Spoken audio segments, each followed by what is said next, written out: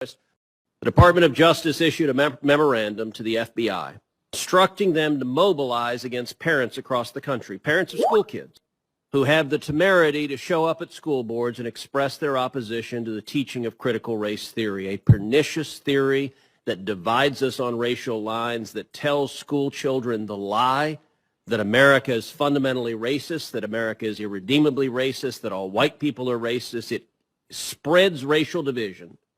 Many parents are understandably quite dismayed at schools that are teaching this to their children, sometimes as young as 5.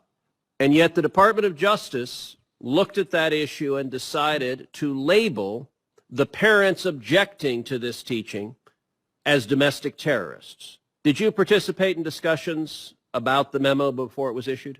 Senator, I can't talk about internal deliberations. You can't talk about whether you participated in discussions about the memo?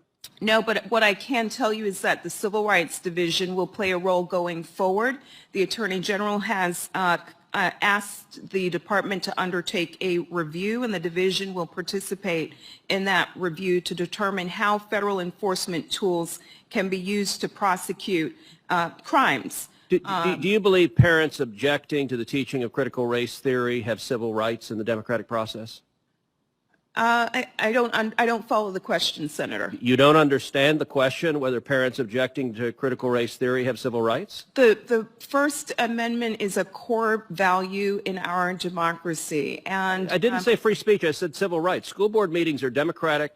They are petitioning your local government. Do they have civil rights that the voting rights gives a damn about? Yet they have the right to express their view, to challenge the school boards, to ask. And is it beneficial for the Attorney General to label them as domestic terrorists and direct the FBI to target them? The Attorney General's memo deals with threats against public servants and says that threats against public servants are not only illegal, they run counter to our nation's core values. Do you believe parents objecting at school boards are domestic terrorists? I don't, Senator. Do you believe Antifa are domestic terrorists? I don't have a view about Antifa. Do you believe the Black Lives Matter protesters who burned shops, who firebombed police cars, who murdered police officers, do you believe they're domestic terrorists? Senator, I believe that we live in a society where people espouse different views, but what we don't want are threats. You know, Ms. Clark, it is amazing that you're not willing to condemn people who are murdering police officers and firebombing cities because your politics aligns with them.